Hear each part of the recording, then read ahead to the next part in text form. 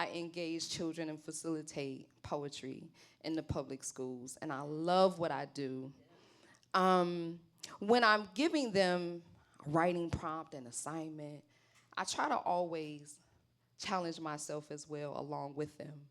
So I challenged them to write an honest poem. I introduced them to one of my favorite artists and writers and poets, Rudy Francisco. He's a poet out of LA, and he has this beautiful poem called Honest Poem. And really, it's just all the good, bad, and the ugly about him. So I challenged our youth to do that, and I wrote along with them. Y'all want to hear my honest poem? All right. Let's go. I was born on the holiest of holy days, the 19th of October, my oldest sister's birthday.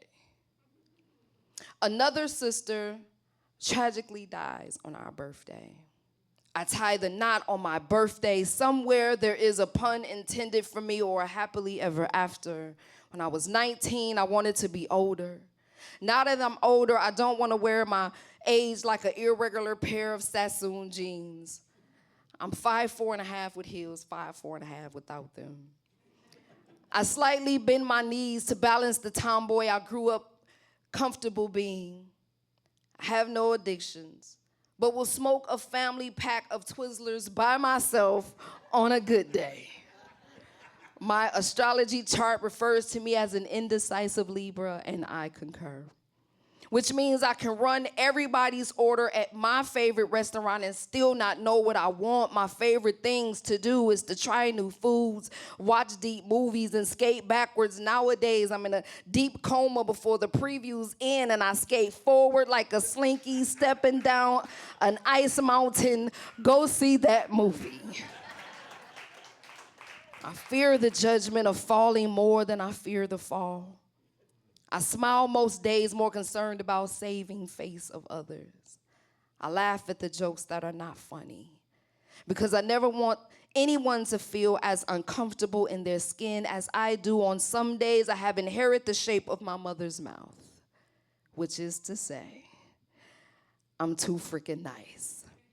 I sugarcoat my words, but will cut you too short to stand in my head. I'm too sensitive for most people, but can instantly sense whether or not I should be around most people. My father termed me stubborn and rebellious because I chose to read the people in my home instead of the estranged Bible they left laying for me in the dust. My family became the not-so-good book I learned like the back of my hand, as if I was driven by revelation that they would all leave me in the shadows. I just wish I had more story time with them. While I procrastinate like I have more time on my hands and scroll in my step, I want to be peace, the peace I need in my life. I like milk in my tea, music that makes me cry, and cream of wheat that slaps so hard it resuscitates my family. I never visited my family's grave, but I believe if I sat there at my parents' grave, it'd help me more than the therapist I sit with every week that I'm not so honest with because of the bones I have yet to bury in my throat. I talk in code, speak in 3-minute increments, and I write them real-ass poems in my phone that will never see the light of day.